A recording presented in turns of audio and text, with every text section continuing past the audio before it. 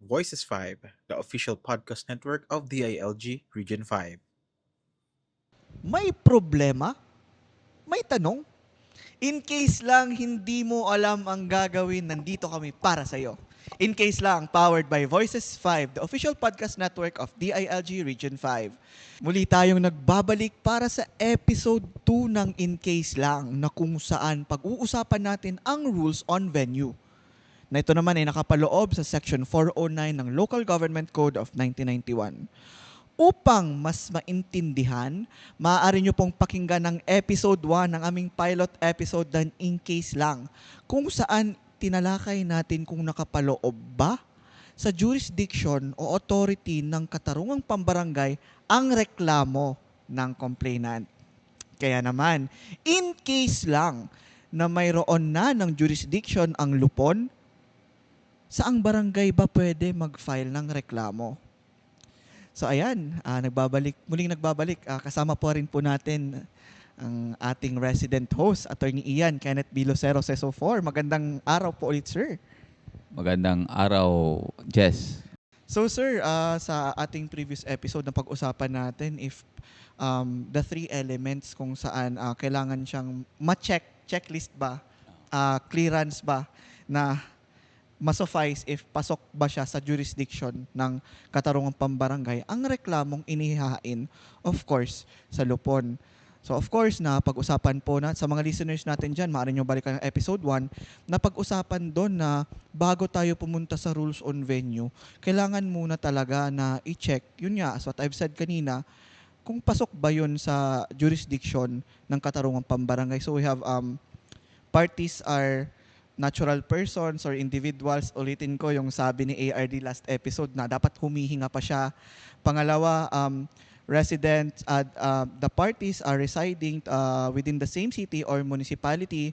Of course, may mga parameters na na-discuss din doon si ARD na pwede nyo din po ulit balikan sa episode 1. And of course, the third element is kung pasok ba to sa, kumbaga yung subject ay pasok ba sa jurisdiction ng lupon. So ayun, mga listeners natin, of course, napag-usapan na. So dito naman sa ating episode 2 ng In Case Lang, pag-uusapan yung rules on venue. So ARD, ano po ang mga rules on venue ng mga disputes, sir, sa katarungang pambarangay? Okay, gaya ng sinabi mo, yung Section 409. Okay. At ulitin ko rin, yung sinabi mo na, emphasize ko lang na before Section 409 becomes operative, kailangan ma-establish muna natin yung authority ng lupon. Kasi kung wala yung basic requirements, yung binanggit mo rin, wala tayong pag-uusapan na rules on venue. Bakit pa natin pag-usapan? Eh wala nang authority ang lupon, di ba? Okay. So dito, yung 409, may in-establish na 4 na rules. Yung place of settlement or rules on venue, gaya ng sabi mo. So first is, kung yung complainant at respondent ay nakatira sa iisang barangay, eh ba't ka palalayo? So, dyan ka ng barangay, di ba? Okay? So, kung taga-barangay poblasyon yung complainant, barangay poblasyon yung respondent, barangay poblasyon ka. Ba't pa padala sa ibang barangay? Okay. Next is, actually, ito yung, sa akin is tinatawag ko, ito yung talaga principal rule eh. Yung next eh. Kung saan nakatira yung respondent, actual resident, no? Yung nakatira yung respondent, doon i-file yung reklamo. Okay. But kung more than one yung respondents, okay, ang pipili dyan yung complainant kung saan niya gusto barangay, either sa barangay ng mga respondents. Okay. So, ito yung tatawag nating Respondents Actual Residence Rule. Respondents Actual Residence Rule. Ito yung pinaka-principal rule talaga. Kung saan nakatira, actual residence, anong barangay nakatira yung respondent, or kung maraming respondent but the same municipality, lahat sila, kahit ilang barangay but isang municipality sila, so pipili yung complainant doon. kung saan niya gusto. Okay. So, illustrate ko lang. Example, complainant ako, respondent ka, tapos isang respondent si Juan de la Cruz, taga Poblacion 1 ako, Poblacion 2 ka, Poblacion 3 si Juan de la Cruz. So, it's either Poblacion 2 or Poblacion 3. Pwede kung doon ako pumunta para isampa ko yung reklamo. Okay. So, respondent's actual residence rule. Number 3, ito yung tinatawag nating real property location rule. Kung saan, kung yung dispute involving real property, kung saan yung real property located or situated, doon tayong barangay kung saan siya na-locate. Okay. Pero sinabi din doon sa Section 409, what if yung real property is situated in two locations? Okay. So sabi doon, kung ano yung saan yung larger portion. By means, sir, larger portion kung mas malaki yung land area na kinover. O mas kung malaki saang yung sa barangay, real sir. property. Opo, Okay. opo. Oh. So kung saan yung mas malaging bahagi ng real property, doon ka magreklamo. Okay. So yan yung real property location rule. Then yung fourth, ito yung one of the new significant features ng Revised Katarungang Pambarangay Law under Local Government Code 1991. Yung tatawag nating Common Workplace Rule or Common Place of Study Rule. Ano ito? Kung yung dispute ay nangyari doon sa workplace, okay, doon sa barangay kung saan yung workplace located, doon tayo magrereklamo. Kung yung dispute between yung dalawang parties na mga estudyante, kung saan yung place of study nila, yung institution, saang barangay na locate, doon tayo. Ito yung tinatawag na common place of study rule. So from the word common workplace, common place of study, iisa yung pinagtatrabahuan nila, empleyado sila sa iisang employer or estudyante sila sa iisang eskwelahan. Yan yung one of the new significant features ng Revised Katarungang Pambarangay Law. Yun, sir, since new significant features, sir, yung sa presidential decree, di siya, sir, na-cover. Yes, based on the may case decided by the Supreme Court yan. Inilatag niya yung mga at least 3 new significant features. Isa yan. Yung sinabi ko nung first episode, yung criminal offenses, yung in-increase yung jurisdiction niya, yung penalty, fine and imprisonment. At meron pang isa, yung suspension of prescriptive periods. Hindi natin napag-usapan. Baka sa susunod na sir, episode natin yan. Yung one of the significant features din yan, yung suspension of the prescriptive period the moment you file a complaint before the lupong tagapamayapa. So, bali, sir, of course, na cite ni sir yung 4 na rules, of course, na kailangan sundin sa rules on venue or place of settlement. ARD, pero sa lahat ng yun, sir, na-mention mo, sir, na kung saan palagi si respondent. So, is it a basic rule ba, sir, sa pag-file ng complaint, sir, sa Katarungang Pambarangay? Yes, if the dispute, no, the subject matter of the dispute, okay, hindi nag-i-involve ng real property Opo, sir. or hindi nangyari yung complainant at respondent ay hindi employees ng iisang employer or estudyante sila sa isang eskwelahan, kung wala dun sa dalawa, ang mag-a-absorb yan yung respondent's actual residence rule. Siya yung mag-a-absorb lahat. Basta hindi about real property. Yung iba, hindi doon sa workplace nangyari, ng between 2 employees, at hindi doon sa eskwelahan, nangyari between 2 students of the same place of study or institution. Yun yung mag-apply yung principal rule na respondent's actual residence rule. So, bali, sir, actual residence, sige, sir. For example, sir, ako sir, naninirahan ako ngayon. I mean, I'm renting an apartment here in Legazpi. But legally sir, taga Sorsogon ako sir. Nandun yung ho- ah, permanent address ko sir.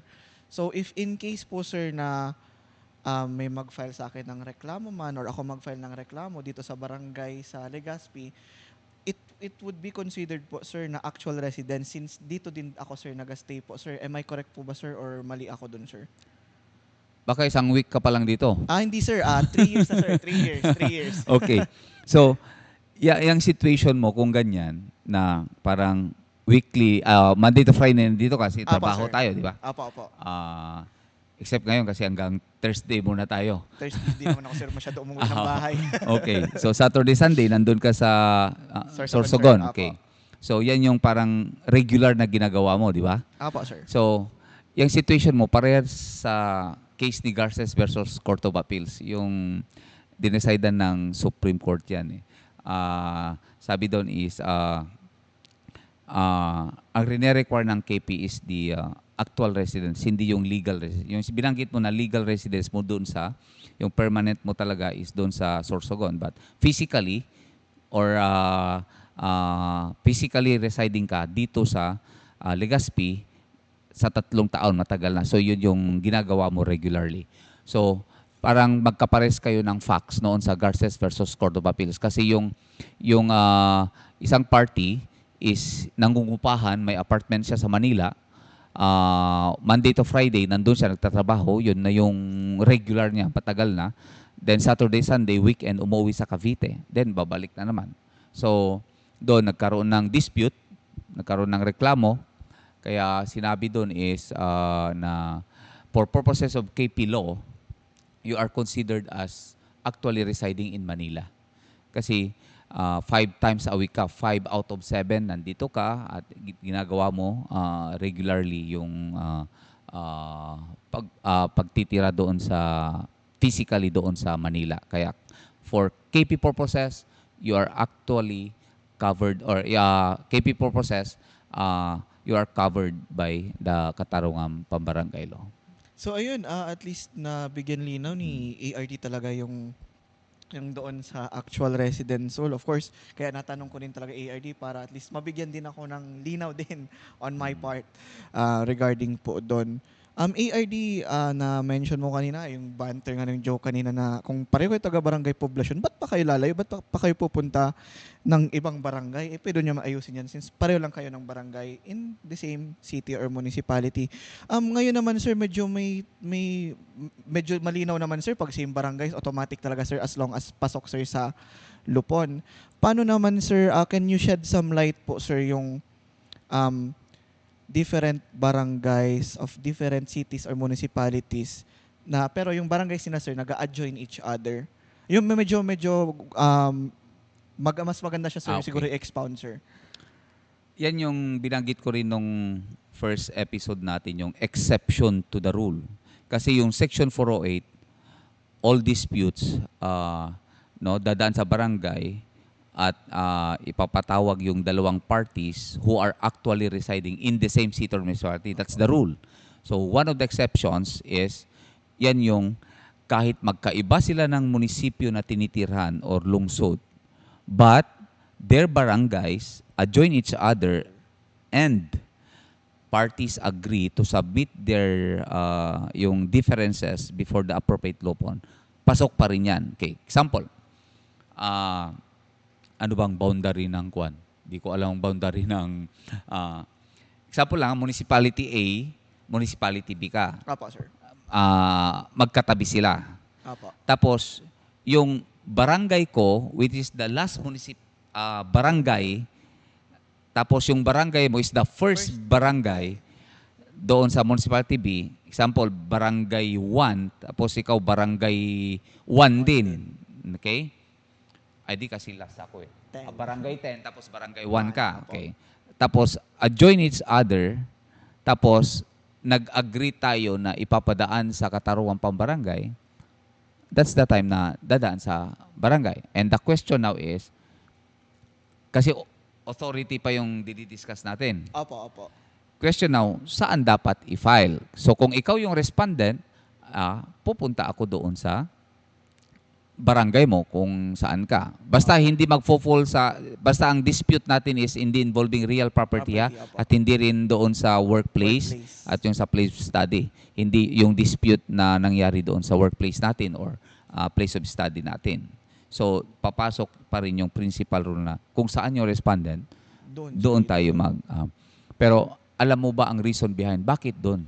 Actually, sir, gusto ko, meaning to question talaga, sir, na syempre sa sunod-sunod na ating Oo. discussion, napapaisip daw, sir, bakit Oh, sir, sa yun. respondent, sir? May ginagawa opinion na? tayo yan sa DOJ kasi parang to prevent lang na yung complainant ay ginagamit niya yung conciliation mechanism ng barangay to harass yung respondent, no? Kasi kung doon mo ifa-file sa barangay mo, di ba?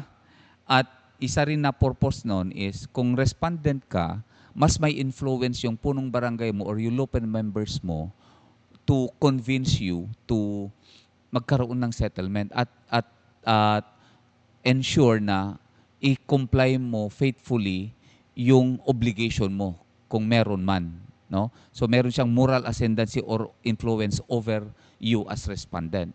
Okay? Kaysa yung punong barangay or lupon members ng barangay ng complainant. Okay? Tapos, yun nga, to ensure yung active participation kasi constituent mo yun eh. Yun nung reason behind din yan. Bakit dapat doon sa may respondent ang kwan. Kasi siya yung inirereklamo. Parang kine-claim ng respondent na yung cause of action niya, may right siya na na-violate ng respondent. Kaya doon i-file yung reklamo sa respondent. Ayan, nabigyan linaw ni ARD kung bakit puro sir responded as long as hindi real property or the common workplace or study ang Yes, ang yung dispute, sir, o principal hindi. rule Opo, yung natin. principal Oo. rule natin. Well, ayun, ang ganda. At least may morality din pala talaga bakit sa respondent din talaga inihahain ang mga dispute. Actually, itong rules on venue more on convenience din Opo. sa mga procedural rules at including yung rules on venue natin sa KP. Convenience on the parties din eh. ARD, syempre na yun nga, yung basic rule sa respondent, tas palagi tayo may exception na if real property, tas yung sa workplace or common study. Sa real property, mga listeners, i-backtrack natin, na-explain naman ni ARD yung mga kailangan i-fulfill na conditions if in case na real property nga, ang kumbaga, Yung subject matter of dispute. Oh. So dito naman ARD sa common workplace or common place of study rule, question is ARD, syempre, yun nga, common sense sir, workplace. So sa trabaho, it means sir, yung work mo sir or yung company is residing within that barangay. Pero sir, di ba, may kailangan tayong i-fulfill na condition na dapat hindi. Yes. May requisites din yan. Opo. Kailan i-apply yung common workplace rule. Pwede sir, pa-shed kami ng light sa workplace and sa study May rule, sir. dalawa yan eh. Dispute happened sa workplace kung saan sila nagtatrabaho. At yung persons involved, yung dalawang parties, yung complaint respondent, ay empleyado doon sa workplace kung saan sila nagtatrabaho. So, example, City Government of Legazpi. Ako po, sir. Okay. Hindi ko lang alam kung anong barangay located yon eh. Yung city. Ako din, sir. Example lang Hindi ko ha. din alam, sir. City Government of XXX. Apo. Okay. Located or situated in Barangay Poblacion 1. Tapos, ako at ikaw, empleyado tayong dalawa ng City, Government of XXX. Okay. Pero nakatira ako sa Poblacion 2, ikaw Poblacion 3. Location ng City Hall is Poblacion 1. Nagkaroon tayo ng dispute within the premises sa City Hall. So mag-a-apply dyan, assuming lang na, sabi lang natin, slight physical injury lang. Apo, slight Okay. physical injury. Hindi related sa performance of our functions. Kasi papasok siya sa exception. Exception, No? opo, One sir. of the parties is a public employee and the dispute relates to the performance of his duties. Labas yan Labas, sa wala siya, sir. KP. So, assuming lang. So, karoon tayo ng dispute which is within the authority of the lupon to settle. So, pinag-uusapan na lang natin dito, saang barangay tayo dudulog? Ako as complainant. So, since empleyado tayong dalawa ng city government, at doon nangyari sa City Hall, doon sa Poblacion 1 kung saan yung location or location ng City Hall natin. Oh. Sa ano naman, sa, So, dalawa yung basic requirements na kailangan i-comply. same lang siya, sir, sa study rule. Yes. Nakaiba lang, sir, yung specific na lugar kung ano, sir. Lugar at yung involved na Involved disputants. So, instead na employees, students tayo. Opo, sir. So, instead na employer, institution tayo, Institution, place opo. of study. So, the same requisites na yung dispute nangyari doon sa eskwelahan kung saan tayo naka-enroll na dalawa. So, at enrollees tayong dalawa sa iisang eskwelahan. eskwelahan. Estudyante tayong dalawa. At doon nangyari sa premises sa eskwelahan. Ayun, ARD, medyo na-entice lang ako dito sa dalawang rule, yung 5-6, yung workplace sa study rule. Pero sa workplace rule, sir, example, sir, may kaibigan akong bumisita sa work ko, tapos nagkaroon sila ng dispute nung workmate ko. Would it fall po ba, sir, sa common workplace rule if gugustuhin man ng workmate ko na maghain ng reklamo sa barangay against my friend na nagbisita, sir, sa work? Okay, depende. Kasi yung situation mo, generic masyado. Opo. Okay. So, depende. Assuming lang na may authority na, ha?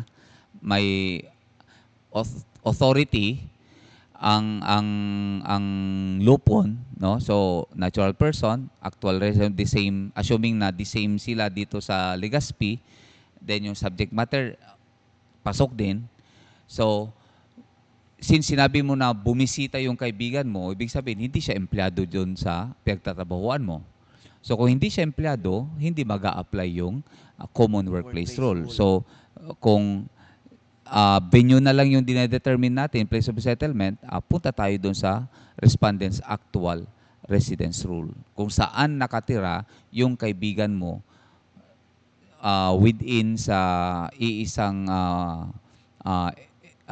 locality or municipio or city sila nakatira. So ARD, na-explain mo, sir, kanina yung rationale behind bakit palagi sa respondent fina-file yung reklamo o dispute ng complainant. Pero sir, what if it's the other way around? Na what if si complainant nireklamo niya sa lugar niya, sa barangay niya. Talaga. Tapos sumipot naman si respondent. Ano, sir, yung magiging implication nun, sir, within their proceedings, sir, sa katarungang pambarangay? Actually, may remedy yung respondent eh. I-mention muna natin yung ano yung sinasabi ng yung sa batas o yung rules, no? Sabi doon, if ito yung tatawag nating objection to improper venue.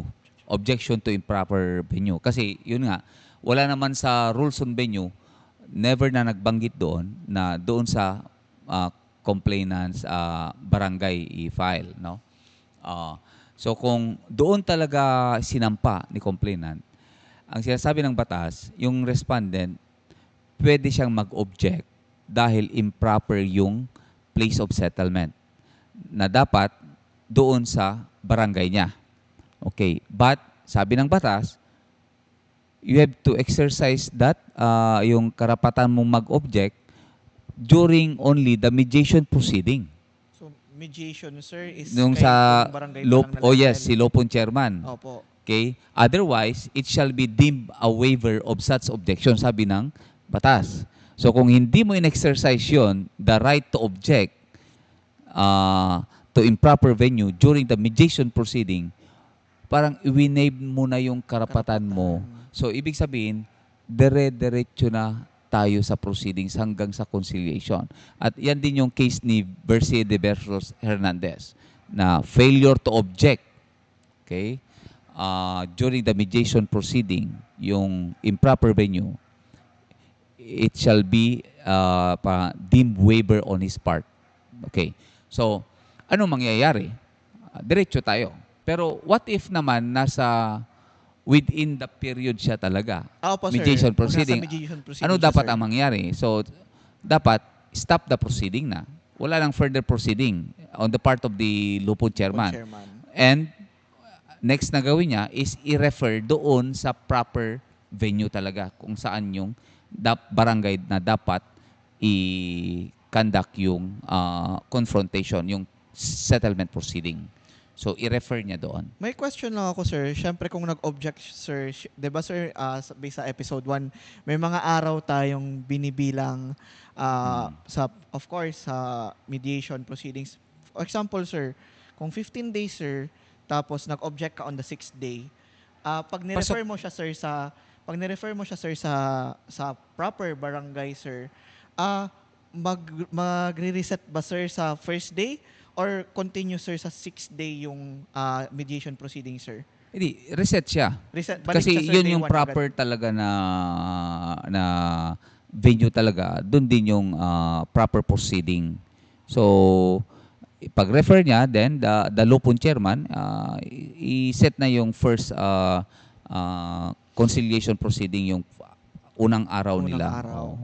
Oo. So, ayun mga listeners. Kasi na-exercise niya yung within the time na kailan siya pwedeng mag-object sa improper venue. So, basta, sir, pag nag-object within the time period, pwede. Pag hindi nag-object within the time period, Waiver na yan. ang karapatan mo. Deemed waive Opo. na. Hindi lang batas ang sabi, meron din tayong jurisprudence yan. So, dapat talaga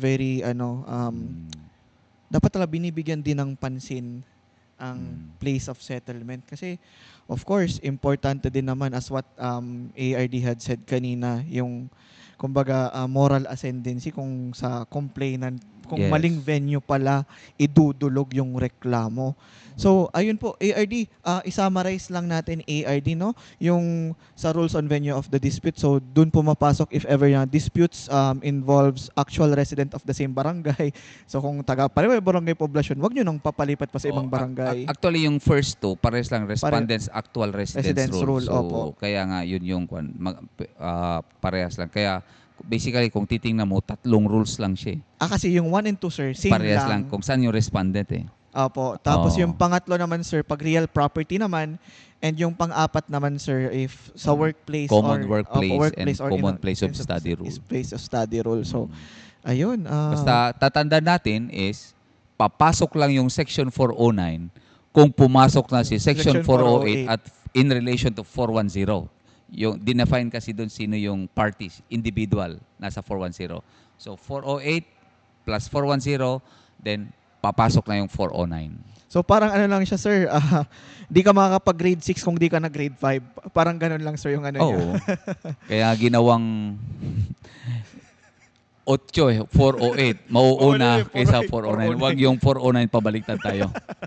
So ayun, at least nabigyan linaw talaga na before kayo mag-usap ng venue kung saan nyo talaga yan ihain, balikan nyo muna ng Section 408 in relation with 410. Yun yung unahin kasi namimiss ko nila yung nauuna yung 401 kasi especially real property kasi kung saan yung real property. Doon agad sila Pumupunta na sila pero hindi pa na-establish. Marami na to yung Supreme Court decision yan eh. Walang pag-uusapan kahit yung real property nandiyan pa sa barangay mo kung yung parties ay hindi nakatira sa iisang barangay, iisang munisipyo or lungsod, or magkaiba man yung munisipyo, magkaiba yung lungsod, pero magkatabi yung barangay at nag-agree sila na idadaan sa barangay. So doon, sir, sa dapat kailangan, sir, end, sir, hindi or. So dapat ma-fulfill yung dalawang yung element conjunctive na word na end na yun. End dalawa talaga yan. siya, Kahit sir. mag-adjoin pa yan, kung ayaw nung isa, wala rin. Wala din. Oh. So ARD, paano naman po, ARD, example, may isang panig na from another municipality, tapos gusto niyang kahit papaano makipag-usap lang naman nangutang sa kanya na from another municipality. Pero di, sir, nag-adjoin ng barangay sila. As in, magkalayo talaga. Pwede ba, sir, pumunta lang yung complainant sa barangay nung respondent, tapos makipag-usap lang, sir. Would it be probable po, or okay lang po ba to sa KP, or hindi po, sir?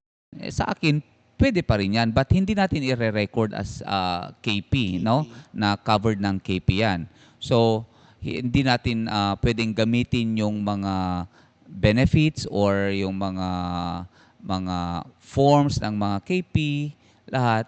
Pwede natin, that is still public service eh. Pwede natin ipatawag, no? Kasi humingi ng tulong eh. But pwede i-record na lang natin ng iba. Hindi lang siya covered ng KP. KP. So, kung hindi siya attend, wala tayong magagawa. Wala. Pero kung sisipot siya at mag-uusap, maganda yun na development. At least mag-uusap sila para yun pa rin, ma-prevent pa rin yung litigation. Opo, mahal-mahal O kasi, sir. kasi maliit lang eh. Siguro sasaklaw na yan ng small claims, Small di pa ba? po. Pero still, that is a court process pa rin siya. So,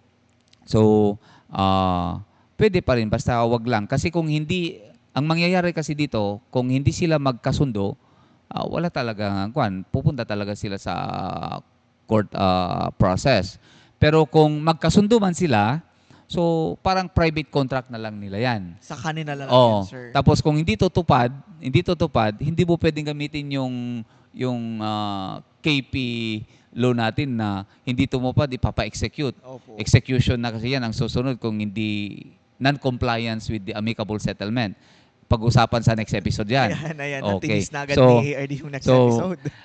yung procedure. So dito, wala. Pero take note, hindi natin napag-usapan to eh. Yung last paragraph ng section 408, yung authority ng court. Yung last paragraph dyan, sabi kasi, motu proprio, on discretion, no, ng korte, kahit wala sa authority ng lupon, basta non-criminal cases, at before trial, pwedeng i-refer ng court doon sa barangay, appropriate barangay, para pag-usapan yung dispute between the parties. So, isa yan na exception pa rin. But here, isa-settle ng barangay, hindi dahil sa covered nila, but parang humingi lang ng assistance yung court kasi maliit lang siya, non-criminal case siya, hindi pa nag-start yung trial, pwedeng dyan na lang pagkasunduin or pag-usapan itong non-criminal case na dispute between the complainant and their side. Meron niyang provision yan sa Section 408. At least, ayun, maganda talaga na in the exigency of public service, at least Oo. makatulong din Yes, talaga. still part of kwan yan. In-entertain mo, public service pa rin yan. Hindi siya covered, but still, that is public service.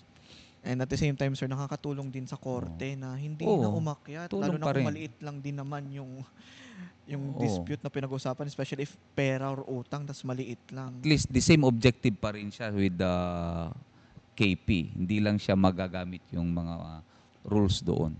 Kaya sa ating mga listeners dyan, hindi lang magreklamo, dapat magreklamo sa tamang lugar. Kaya yun, bago pumunta sa barangay, siguraduhin tama ang pupuntahang barangay kung saan idudulog ang reklamo. You can always rewind and recap this episode 2 para naman malaman at mabalikan, of course, ang rules on venue or place of settlement. In accordance, syempre, balikan nyo din yung episode 1 para mas maintindihan itong episode 2. And that concludes our session. To listen to more episodes from us, follow In Case Lang on Spotify, and for video episodes, subscribe na sa aming YouTube channel at DILG Region 5. Kita case sa next episode. This is the official podcast network of the ALG Region 5, established to inform, empower, and engage the public through meaningful and accessible discussions on local governance. The content presented is intended solely for general informational purposes and should not be interpreted as legal or professional advice. Any views or opinions expressed by guests are their own and do not necessarily reflect the official policies, positions, or endorsements of the Department of the Interior and Local Government. Listener discretion is advised.